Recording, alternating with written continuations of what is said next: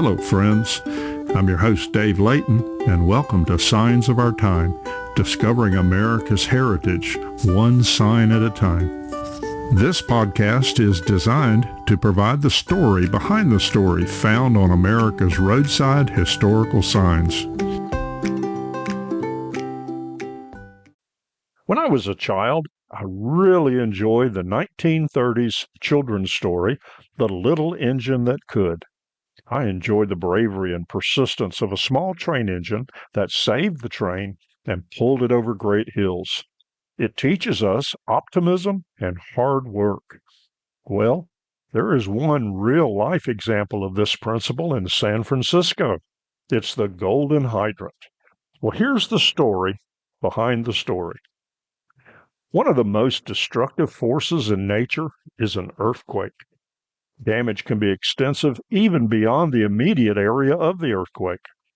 In the United States, there have been many earthquakes, some quite remarkable. The most powerful earthquake in U.S. history was the Great Alaskan Earthquake in 1964. It was a 9.2 magnitude that lasted for 4.5 minutes.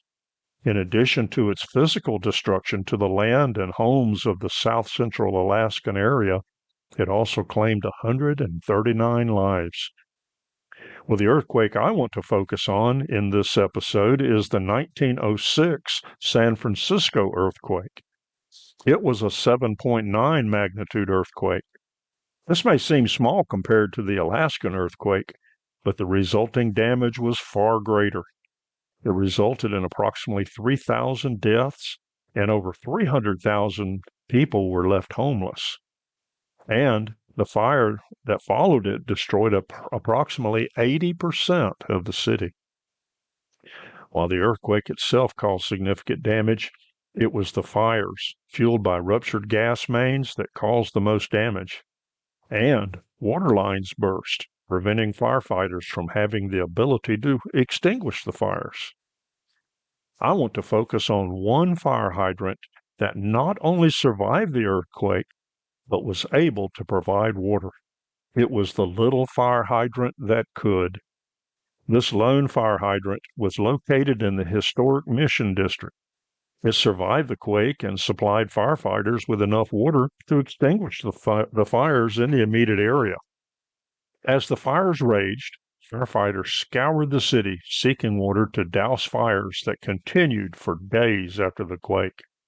Finally, one lone operational hydrant was discovered at the corner of Church and 20th Streets. But the horses that pulled the fire wagons were too exhausted to climb the hill to reach it. Several residents helped firefighters loop ropes to the engines and pull them up to the corner. The firefighters were able to produce enough water flow to extinguish the fires in the area.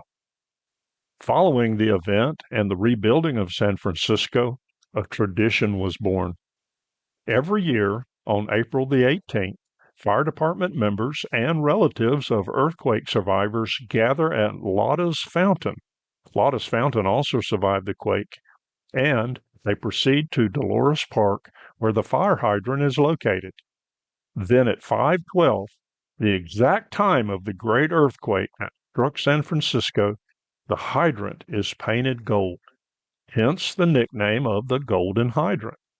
It stands proudly as an example of the resiliency of the firefighters and residents to survive and thrive. Today, there's a plaque at the site of the hydrant. It's donated by the Upper No Valley Neighborhood Council. It was dedicated in 1966 to Chief Dennis Sullivan and the men who fought the Great Fire, and to the spirit of the people of San Francisco. Today, throughout the U.S., cities have adopted the changes made to firefighting in cities and around disasters response efforts. We often take for granted the fire hydrants and other systems developed following the San Francisco fire. These short, stout, red sentinels stand guard over the lives and property. But the champion hydrant stands alone and tall, the Golden Hydrant of San Francisco. Well, friends, there you have it. A story behind the story from America's historical signs and markers. I hope you enjoyed this episode. I invite you to subscribe and continue listening as we bring more episodes about the rich heritage of our great nation. Please share this podcast with others. If you have interesting stories about historical signs and markers, email me at americanhistoricalmarkers@gmail.com. That's americanhistoricalmarkers@gmail.com. Maybe your story behind the story will be featured. I'm your host, Dave Layton, and thank you for listening, and safe travels.